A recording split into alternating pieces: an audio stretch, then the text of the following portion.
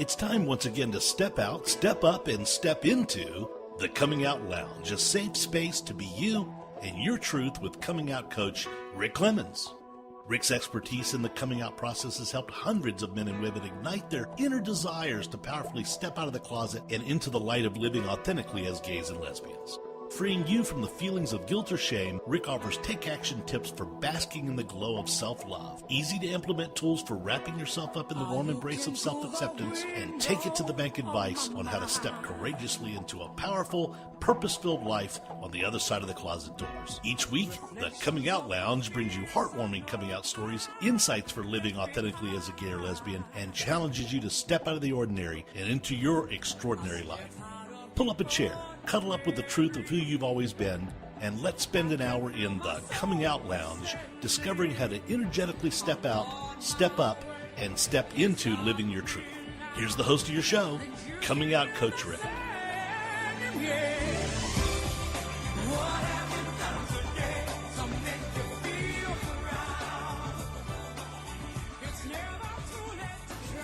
Hello, Closet Busters. It is time once again to step out, step up, and step into living your powerful truth. And I don't know if you can tell by the tone of my voice, but something amazing has been happening for me over the last couple of days. You're not getting the typical intro of who is on the show and why we're here, because I'm sitting in the magnificence of Mount Hood, Oregon. And I don't know if you can hear it in the background, but the Snake River is just less than 100 feet from where I sit right now. And I'm standing in the brilliance of someone who I've come to know just in the last couple of months. A person who's helping me take a journey to come out again and come into myself. And this is one of those life moments where I realize I'm being taught so I can receive. And I couldn't let this time go by without recording this podcast, because this is really about the closet doors are always there for each and every one of us in our lives. I'm sitting here with a beautiful human spirit by the name of Jan Black, who is helping me bring to life a new project. And she's someone that I've come to respect in a very, very short time for the beautiful work she does to help people step into their brilliance, to help them come out to who they are. And I want her to join me in this conversation because as we sit here in this cabin, a lot of transformation has begun to happen to me and to something that's important to me, for the world, and for anyone who hears it, including Jan and some other people who've been here for the last couple of days with us. We're doing this work. So I want to bring you my friend Jan and welcome her to this podcast. Hi, Rick. Hi there. We haven't known each other but a couple of months, right? Right. And in that couple of months, you've come into my life to help me build something, because in your own words, I think you saw the brilliance of what I'm trying to design, but not because I needed to hear you say the brilliance, but because you see something that you call your little darlings. And to me, coming out is about letting your little darlings out of the closet. I'd love for you to share why you call your clients, the people you get to do this work with, your little darlings. Oh, I'd love to. Well, I see you all as the darlings of what can be, and the way I see shows me who you are, and then I listen and see what you want to build. And so I'm all about nurturing and bringing know-how to you darlings of what can be, so you can be who you are as you build what excites you. And so that's what we're doing. We're building what excites you. But it's being built around who you are. Mm-hmm. And that uncloseting of who we are is lifelong. And who you are right now, who we're uncloseting, is this welcoming spirit who wants to create a place where people can enter And I've observed that part of you that loves to make a place and host and create. And I am so in such a buzz over what you're building, and a buzz that I get to even be in on the construction of it. And that's why I call you all the darlings. It's my bliss. My bliss is to come alongside and help the darlings in any way I can do that. And I remember waking up to the, in my own evolution, really, as one who, for the past 15 years, has worked with people to define their core brilliance and then build a business or project around it. It has been just the best fun. And my own latest closet was about a year and a half ago, when I was recovering from a time of bad health that had been kind of going on for a while, and I would ask myself in the morning, all right, so there was a time that I closed down my client work because my health wasn't supporting being able to complete deadlines on time, and I didn't want to do that to people. So I'm a writer, and so I took on a writing project and just was doing that quietly while I was healing. But I would ask myself in the morning, all right, Jan, so what would wake you up and get you out of this bed in a way that would be blissful? And that is where the concept of seeing all of you as the darlings of what can be emerged. And it was in tandem with an experience of being at an event where Jay Ivey came out and did his spoken word poetry. And the poet and artist in me had really been begging to come out. And hearing him, seeing him, opened the closet door for me on my own poet and artist. And I knew I wanted to bring that to my work in a more prominent way. And so that was part of all the bliss. I fell into bliss. And that's where I live. You know, when we got here 2 days ago, you said, I want to take you to the river, Rick. I want to take you to the sandy river and have you dip into it and wash off what's holding you back. And the reason I'm sharing this in this podcast today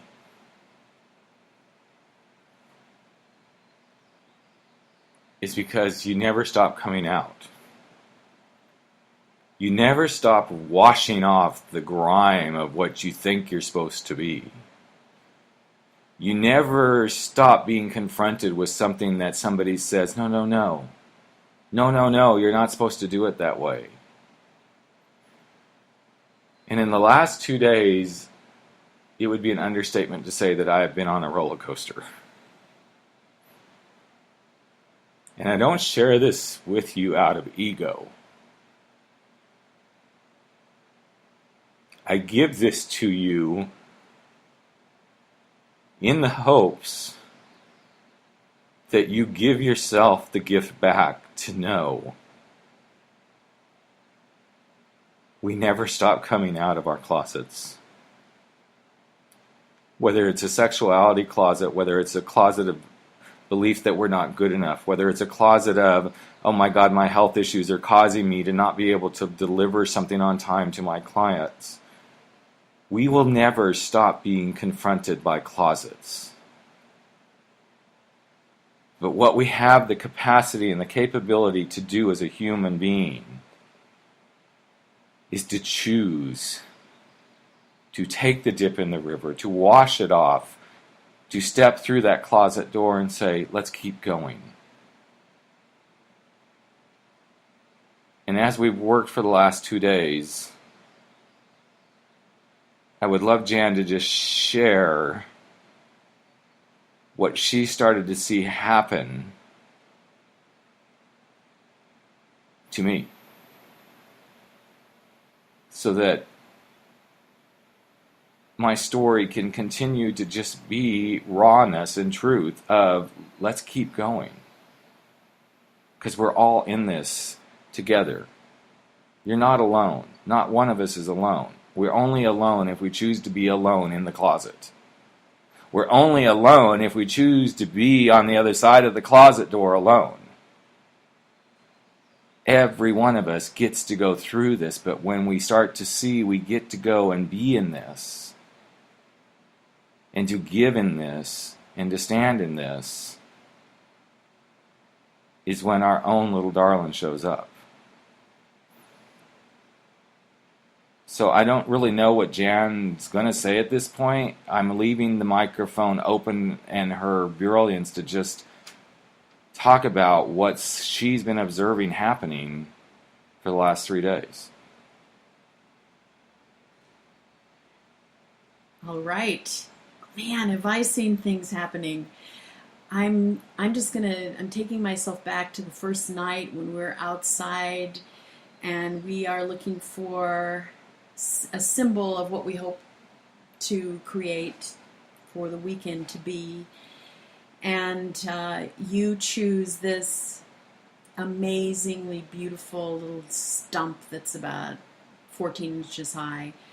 And we're standing out there in the fire pit, and we're walking around talking about what you want to build, and you speak of this ledge that you tend to get up to and then retreat, and we use that, the top of this little log, to demonstrate that. And what we realize is you're not retreating from this one. You are actually, what I see happen through another process we did, that was just an intuitive process of imagining what you would want this beautiful thing you're building, what responses you'd want genuinely from people, not to build your ego, but to know that you're giving from love to them. I observed you falling in love with that, which then translated to you falling in love with who you most are, and being willing to go over the edge into that. And it felt like I was watching you jump off a safe, beautiful waterfall with a shout of glee, really, that I finally get to jump off and enjoy this water and be free of the stuff that makes me retreat, be free of the stuff that makes me needy. And I think that's another piece of closet that I'm inspired to speak of, is the difference between neediness and a genuine need. We need appreciation, we need companionship, we need food, shelter, all of those things. Those are legitimate human needs. But neediness is where we get all tripped up. That I have a neediness for you to think well of me so that I can feel complete. That there's some hole in me that your response to me will fill. That is where we become unsafe. That is where we put the expectation on others to complete us. And that is where the danger is. And I witnessed you jump off of that long enough to experience the bliss of it, and to want what you can give more than you need what you can take. And we all get to struggle with this. This is just part of spiritual and emotional maturity. So yes, we're in community, but we also need to be our own parent.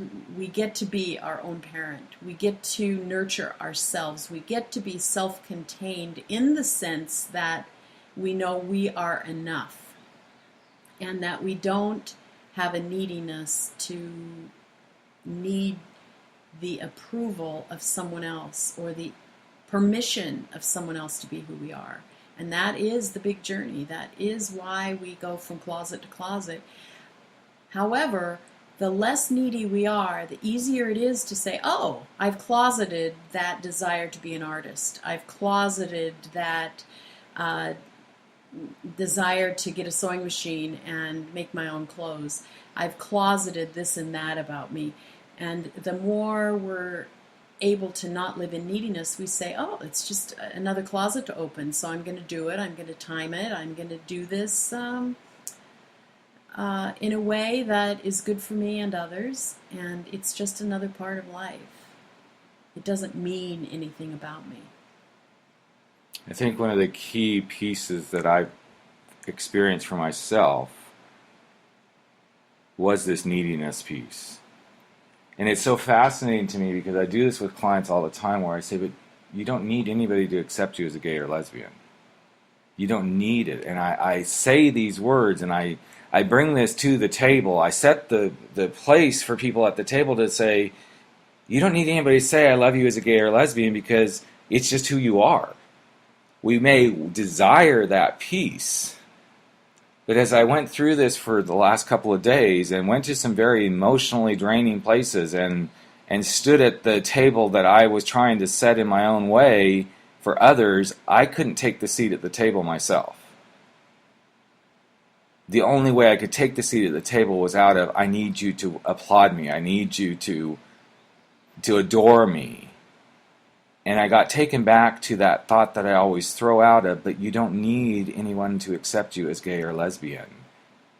If you accept yourself as gay, lesbian, bisexual, transgender, as a cancer survivor, as an artist, as a person who has a voice that wants to sing, even if you're not, a fabulous singer, when you accept that you just are you and you get to be you without approval,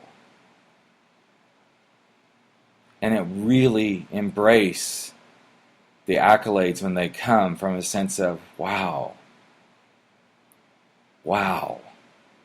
and nothing more. Then is when you truly begin to step through the closet doors. Then is when you step into being who you're meant to be. I'm not minimizing this journey that we all go on coming through the sexual orientation closet door because it isn't easy. But when we realize we step into ourselves, we become another piece of ourselves when we fully embrace and accept ourselves in our sexual orientation. It's no different in the way that Jan has taken me to accept myself and who I'm supposed to be, creating my next grand adventure for me and people I want to be of service to. It's no different than the artist that takes that brush and puts it on the canvas and says, this is me. This is my beauty. I got to create this for me. Oh, you like it too? Wow. It's no different than the person that sits down like Jan does so often to write beautiful words of prose that she creates because it brings her joy and bliss. But when she doesn't do it from a space of, oh, I need to do this for Rick. I need to do this for such and so. If it comes from that space, then we've lost the point of it all. We can be ourselves in this and do it for ourselves. And when we can do it for ourselves, whether it's coming out of the closet to say I'm gay, lesbian, bisexual, transgender, we do it to free ourselves. And if other people get freed along the way to be with us in the journey, then that's all the better. And the reason I wanted Jan to speak today was because there's beauty in seeing how this comes from different ways. Of this coming out comes from a weekend spent alongside a river, looking up into the mountains. The freedom comes from standing in a gallery going, that's my piece of work. That's my artistry that I finally brought out of the closet.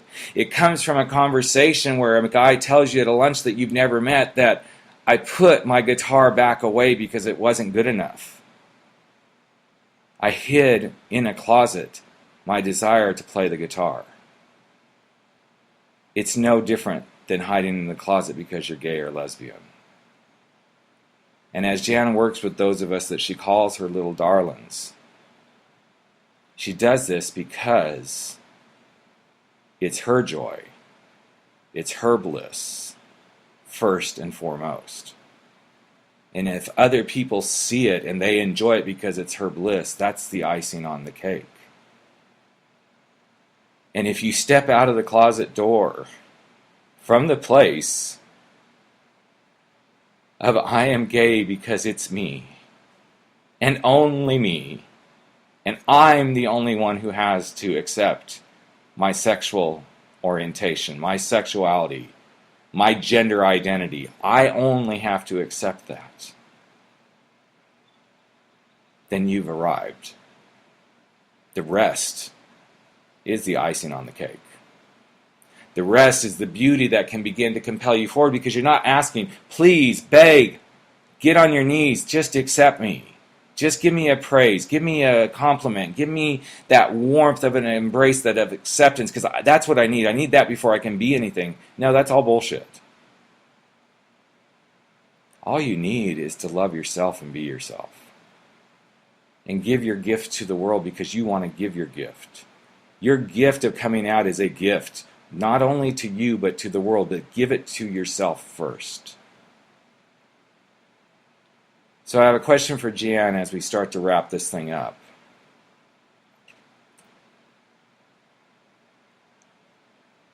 What is the thing that you think anyone who's coming through some closet door that they could do to just simply step into this beautiful place that you've helped me start to step into for myself, of doing this for myself? How can they do this and really thrive in being who they need to be?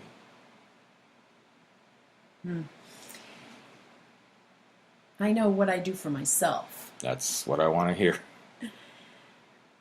I remind myself that as I am enough in this moment. That what is, and what I am is enough. There is no need for me to be more than that, because that is asking myself. I know I ask myself, and I think we all do, two ludicrous questions. One is, we ask ourselves many ludicrous questions, but two of the main ones are, will you be who you aren't? Will you do what you can't? And what we can't be is more than we are at a given moment.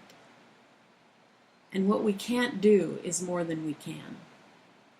And so in that state of closetedness, whatever it's around, I say, all right, I apparently am not ready to come out of the closet with this, so I will appreciate the state I'm in. I will be grateful, knowing that there will come a time. I believe in timing. I believe in our natural aspiration to be known. That's our greatest need, is to be known. And I remember reading that when I was doing research for my book, Better Boundaries, that our greatest need is to be seen and to be known. And that's why coming out of the closet is so scary, because the very thing we most want is to be seen and known. And what if we come out and we're not known and seen for who we are? So that's why we resist it. And so I find that that's what I do for myself, is receive myself where I am, and not ask more of myself than that.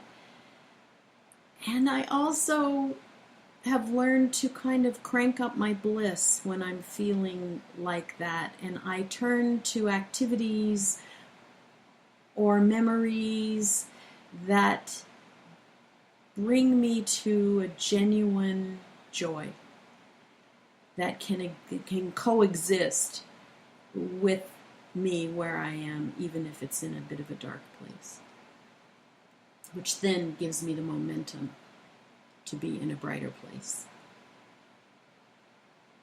I think the key points here that Jan's just shared, that she's been sharing with me even since before this weekend, but that came into clear focus for me, is you can only be who you are in the moment. And to deny yourself to the world as your true self, even if it means you're gay, you're bisexual, you're lesbian, you're transgender, you're a ballerina, you're an artist struggling. To deny yourself to the world from those perspectives is to deny yourself, period. When you don't allow yourself to come out into the world and be who you're destined to be, you're denying yourself. Yes, you're denying the world of your gift, but you're denying yourself. And thus the journey continues of why we choose, and it is a choice, why we choose to come out of our closets. And when we choose to come out of those closets, we choose to fully step in to our truest self, so we can be true for ourselves and to ourselves. And Jan has something she wants to share. I'm intrigued with the word deny and contrasting it with declare. That if we deny who we are, why would we expect anyone else to accept who we are? Whereas if we declare ourselves who we are, then it makes room for people to receive who we are. And it reminds me of the story I told you about the singer, the fabulous singer who saw himself as an electrician who sings, and he has this brilliant voice, and everyone was ready for him to declare himself a singer.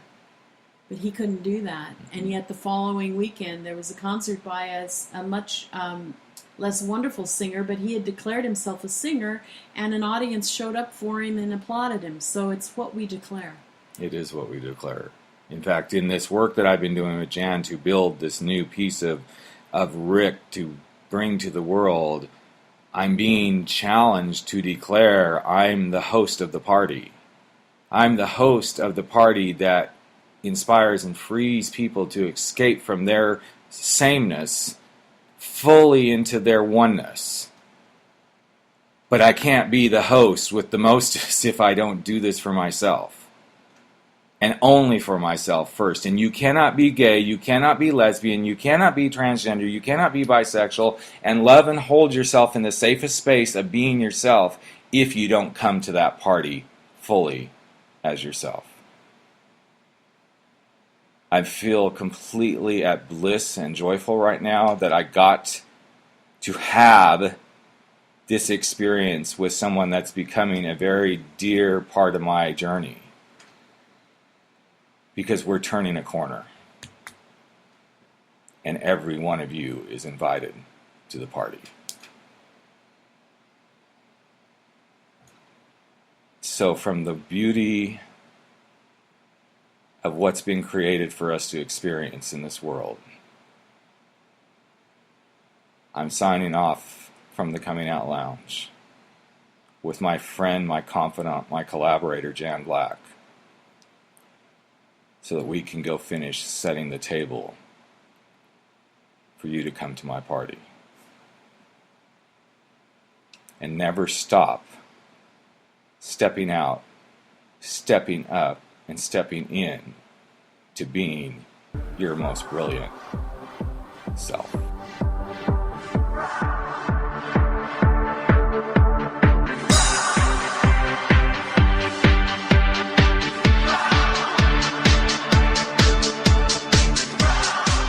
Thank you for joining us today with the Coming Out Lounge with your host, Rick Clemens. Make sure you tune in with us next week, same time, same place, for the Coming Out Lounge.